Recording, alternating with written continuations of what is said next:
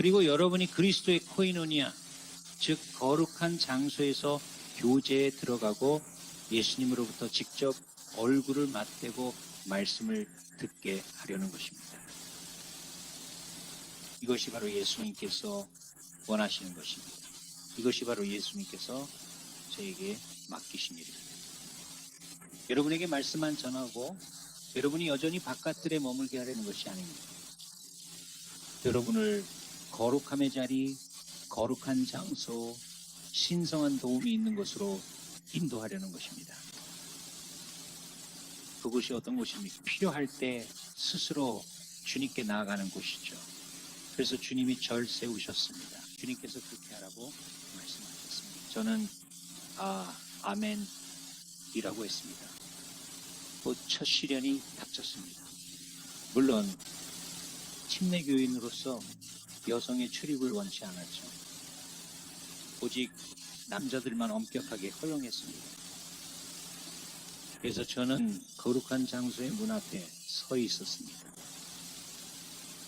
그리고 한 병이 있었습니다. 그리고 환상 속에서 여러 자매들이 들어오려고 했습니다. 저는 절대 안 됩니다. 여기는 엄격하게 남자들만입니다.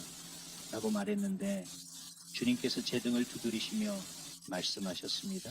다 이곳을 누가 운영하고 있니?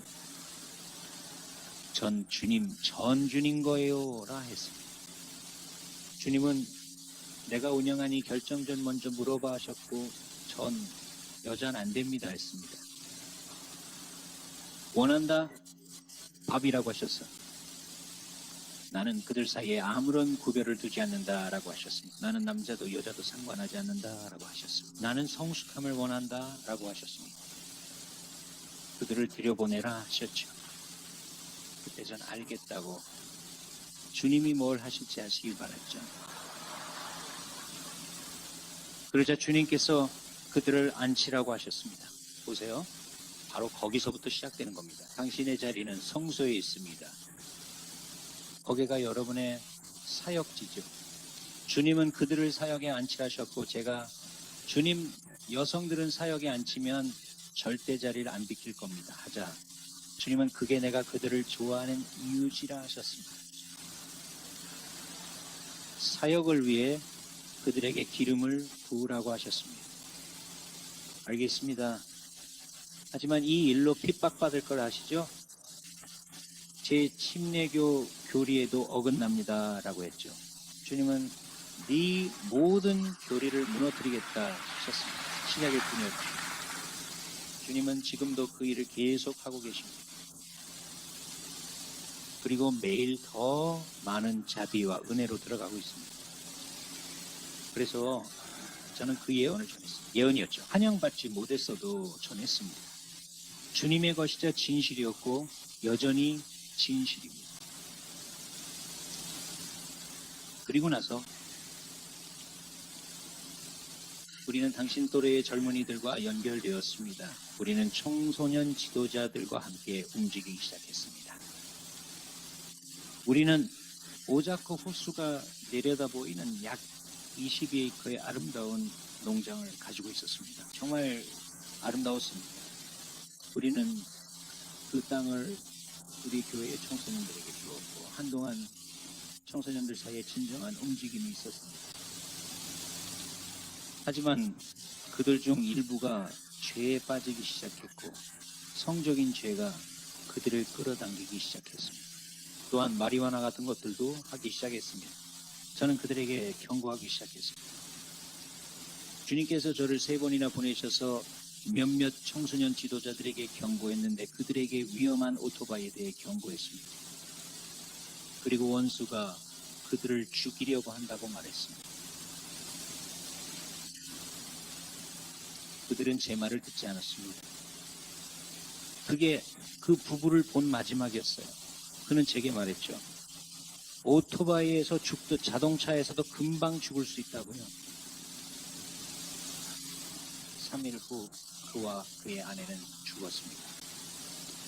장례식에서 주님께서 저에게 말씀하시기 시작하셨고 죄에서 돌이키라고 하셨습니다. 여기서 죽음이 끝이 아니니 사탄은 더 많은 사람을 죽이려 하고 그는 나이 든 사람이 아니라 젊은 사람을 죽이려 합니다. 그리고 또 다른 젊은이가 서프 파크라고 해서 죽임을 당했습니다. 그는 익사했습니다. 그는 마리화나 같은 것을 피우고 있었습니다. 다른 젊은이들도 다치기 시작했습니다. 정말 가슴 아픈 일이었습니다. 제 인생에서 겪었던 최악의 경험 중 하나였습니다. 네.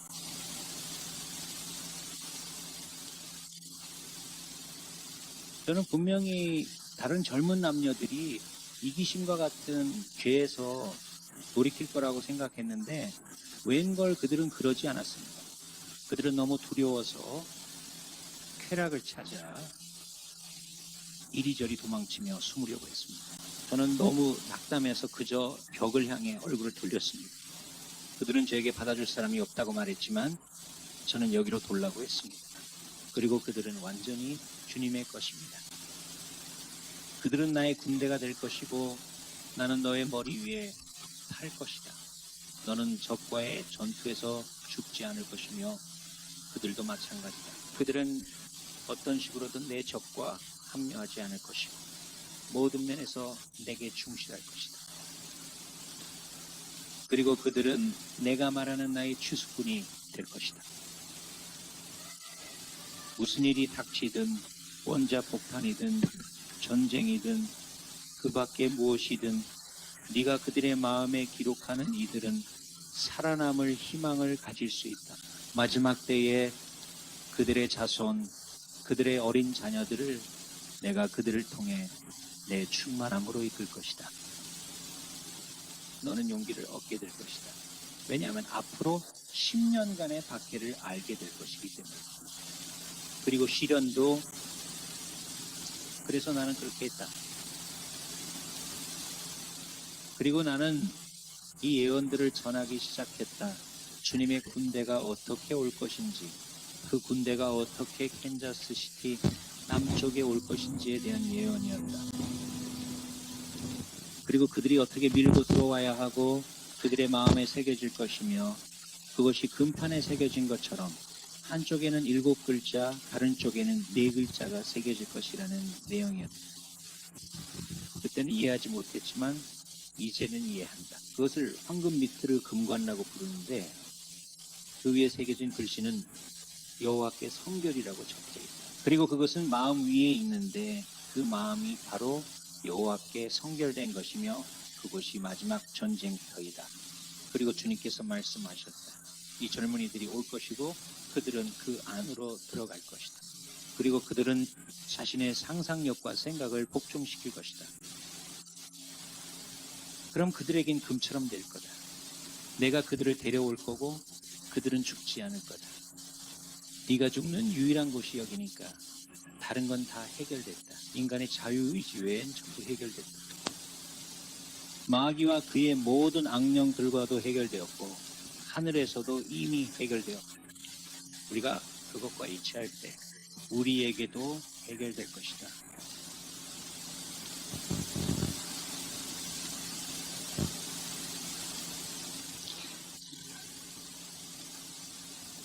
참고로 나는 그 폭발이 어디로 갔는지 보려고 가봤다. 나는 30년 전에 한 형제를 만났고 그는 하나님의 지시에 따라 성령을 데려왔다. 그의 이름은 로우든 형제이고 복음주의 센터 교회 목사이다. 그가 성령을 데려왔다. 그래서 나는 찬양 가운데 그곳에서 시작될 것이라고 믿는다. 왜냐하면 그가 이곳에 와서 30년 동안 신실하게 섬겼기 때문이다. 최근에 내가 그에 대해 15년, 16년 동안 가지고 있던 예언들을 나눴을 때 그는 이렇게 말했다. 내가 이곳에 왔습니다. 그래서 이것들은 사람들에게 상당히 널리 알려져 있는 편이지만 실제로 폭발이 발생하는 순간에는 그것은 빛의 속도로 온 세상에 퍼질 것입니다. 바람이 온 세상에 동시에 불어 눈 깜빡할 사이 일어날 겁니다. 그러니 성령이 임할 곳에 있으려고 이곳저곳을 뛰어다니지 마십시오. 하지만 그분이 원하시는 곳에 있는지만 확실히 하세요. 기술적으로는 무릎을 꿇고 마음이 녹아내리는 상태면 됩니다. 그렇게 하면 절대 놓치지 않습니다. 1917년 당시에 이런 놀라운 일이 일어났을 때 우리 가족은 마틴 시티 지역에 위치한 어느 교회 안에 있었습니다. 한 남자가 예언하며 말하길 온몸에 푸른 불길을 두른 게 보인다고 했습니다. 폭풍우 소식을 전해드리며 실제로 토네이도와 홍수 같은 상황을 직접 목격했습니다. 그리고 내가 당신을 본 모든 이유가 있었으니 나는 당신이 온통 피로 덮여 있는 것을 봅니다. 그래서 다음날 발과 저는 사역을 하고 있었습니다. 저는 지하실을 완전히 덮었고 전선을 안으로 들였습니다. 외부 전력선에 플러그도 연결했습니다. 냉장고와 전등을 그 전선에 연결해 두었습니다. 접지가 돼 있지 않았습니다. 그날 밤 큰 폭풍이 몰아쳤고 자려는데 목이 말랐습니다. 물을 마시려던 찰나의 번개가 냉장고 그 수관을 때렸습니다. 그 번개가 바로 제 손을 쳤고 그때 마치 제 안에 어떤 힘이 들어온 것 같았습니다. 그리고 푸른 불덩이들이 지하실을 위아래로 춤추듯이 움직였습니다. 그 불덩이들이 지하실을 이리저리 뛰어다녔습니다. 그리고 아주 조용한 악기가 있었습니다. 그리고 그중 큰 부분이 사라졌습니다. 손에 든 물병이 그냥 휙 날아가 버렸어요. 저는 맨발로 물 위에 서 있었습니다. 번개가 몸 안으로 오진 않았으나 온몸을 감싸며 지하실에 가득 찼죠. 별로 신경 쓰이지 않아 바로 침대에 가서 잠들었습니다. 마지막 기억은 주님께 감사하며 계속 울었던 겁니다. 그리고 다음날 우리는 낚시하러 호수로 내려갔는데 또 다른 폭풍이 저번과 똑같이 몰려왔어요. 그때까지 본 적 없는 번개가 쳤습니다. 저는 파울라에게 물었어요. 이 번개가 걱정되지 않아? 라고요. 그녀가 아니라고 해서 저도 그렇다고 했죠. 그래서 계속 낚시만 했네요. 와, 번개가 남으며 주변 모든 곳에 내리쳤죠. 그래서 정말 낚시하기는 좋았어요. 저는 더 이상 그게 걱정되지 않았습니다. 그런데 저는 그때부터 이상한 일들이 제 손에서 때때로 움직이기 시작하는 걸 느꼈어요. 그리고 그분이 저를 이런 이상한 사역들 가운데서 다루기 시작하셨죠. 아시겠죠? 그게 점점 더 강하게 다가옴을 느끼게 됐어요.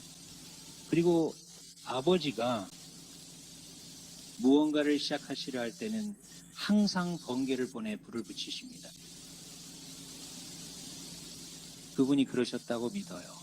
그 불을 시작하려 번개를 보내신 거예요. 그래서 그 불이 여러분에게 전해지도록, 그리고 여러분이 그것을 다른 이들에게 전할 수 있도록 말이죠. 최근에 연결된 많은 사역들이 지금까지 본 적 없는 강력한 바람을 일으키고 있습니다. 그들은 그 안에서 움직여요. 많은 일이 곧 일어날 준비 중입니다. 특히 84년 가을에 당신에게 준 몇 가지 일과 계시들이요. 그 일들이 일어나면 뭔지 말할게요. 오기 전에 미리 걱정 마세요. 마이크가 여기서 자신의 요점과 계획을 나눠줘서 제가 모두 정리할 수 있게 됐어요. 3월 11일에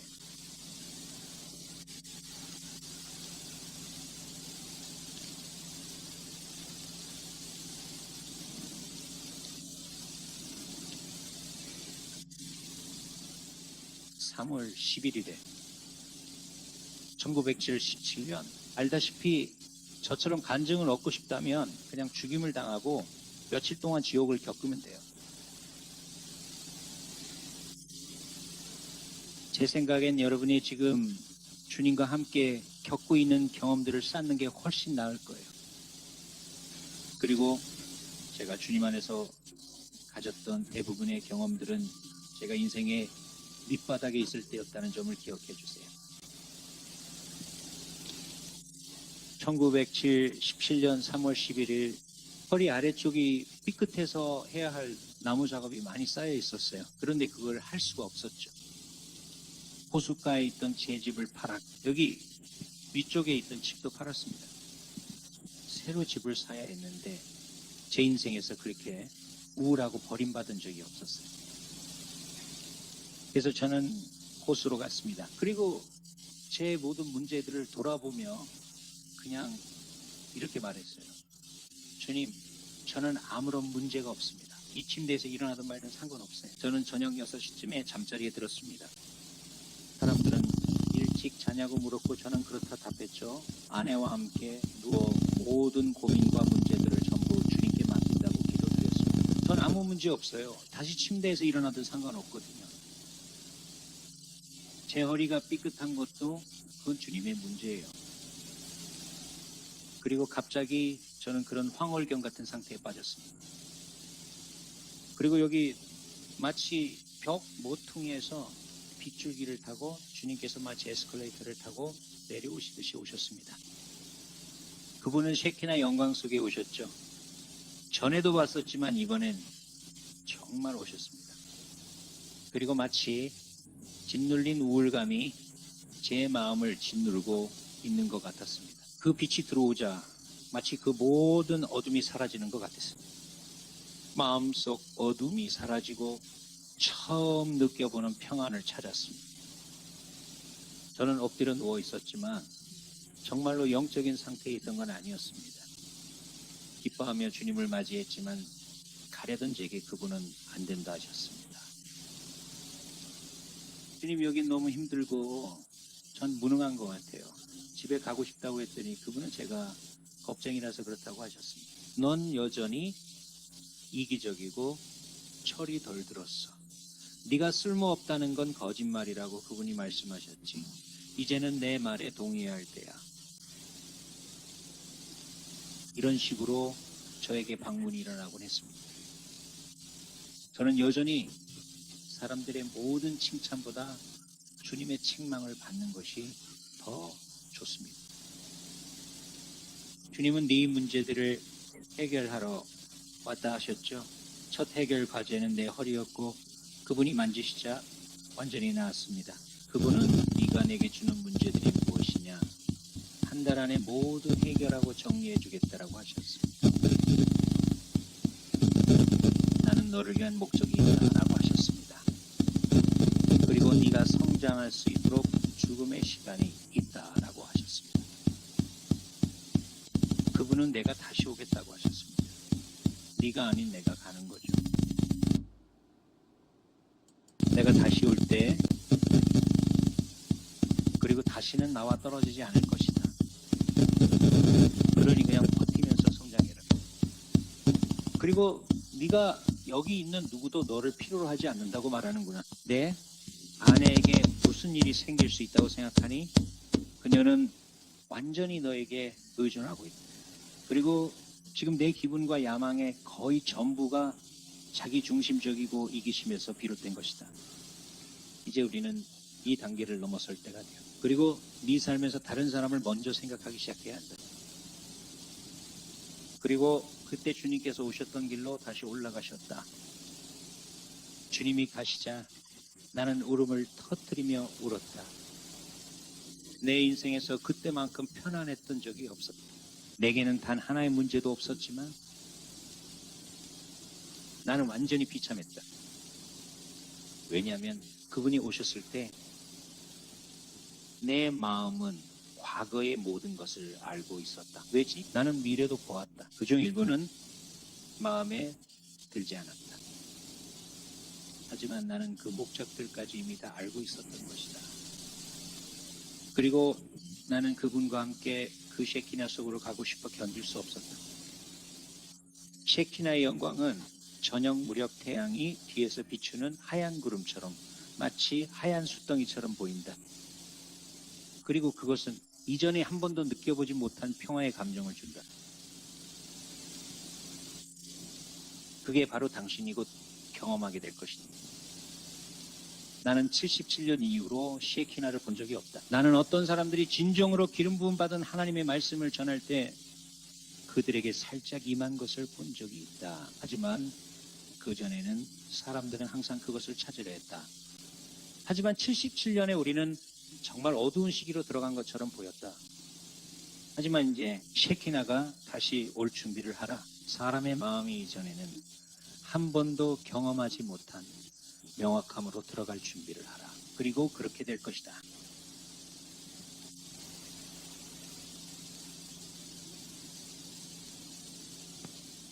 우리 안으로, 그리고 그는 여러 가지 일들을 통해 우리에게 압박을 가하려고 한다.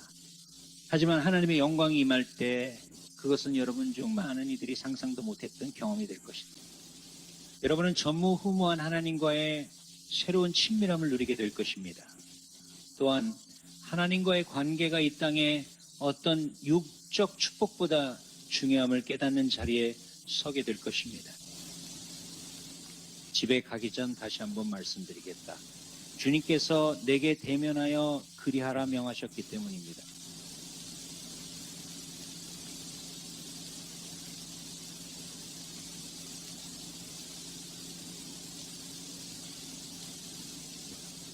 주님은 캔자스시티 같은 피난처 도시들이 더 있을 거라 말씀하셨습니다. 내륙의 많은 도시들은 완전히 안전할 것이라고 하셨다.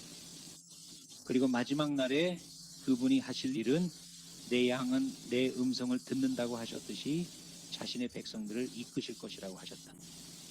그리고 제3차 세계대전과 지진, 전염병과 같은 심판의 때에 주님께서 자신의 백성들이 들을 수 있도록 이끄실 것이라고 하셨다. 그리고 그때 그들을 안전한 곳에 있게 하실 것이라고 하셨다.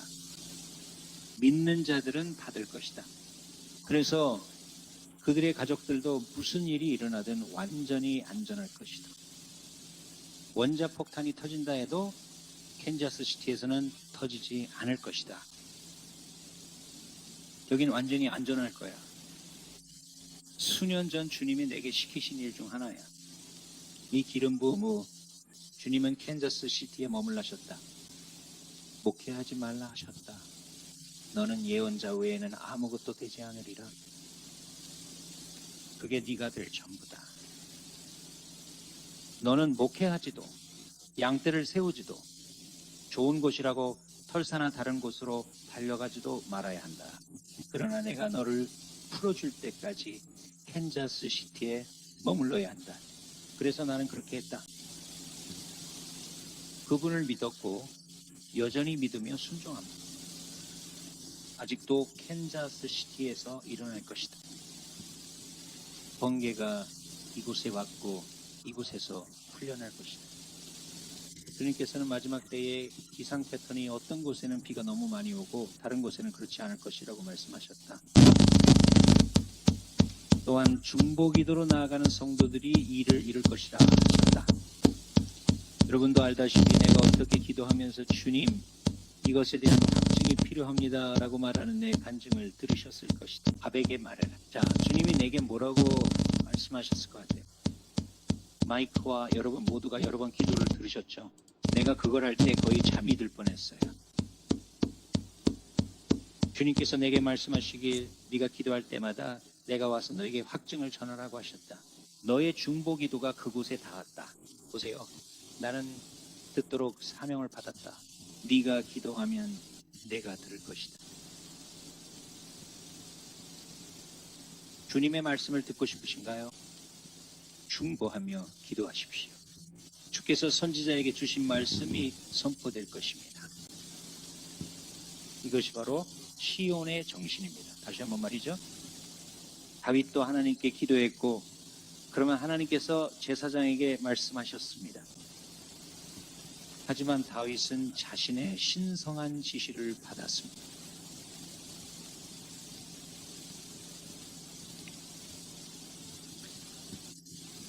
제가 여러분과 나누고 싶은 마지막 환상 중 하나는 무비보셋의 환상입니다. 제가 주님을 배웠는데 금으로 된 언약궤에서 35명의 젊은이들이 끌려 나오는 것을 보았습니다.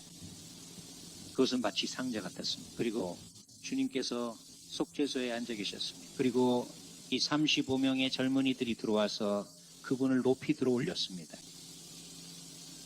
언약궤를 만져도 되냐는 제 물음에 주님은 안 된다고 하셨습니다. 전 말했죠. 주님 사랑해요. 주님은 안다. 하지만 넌 안 돼. 부름 안 받았으니라고 하셨죠.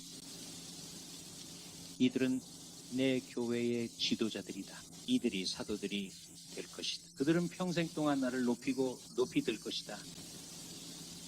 그리고 이들이 바로 내가 내 신성한 통치를 이끌어오기 위해 기름 부을 자들이다.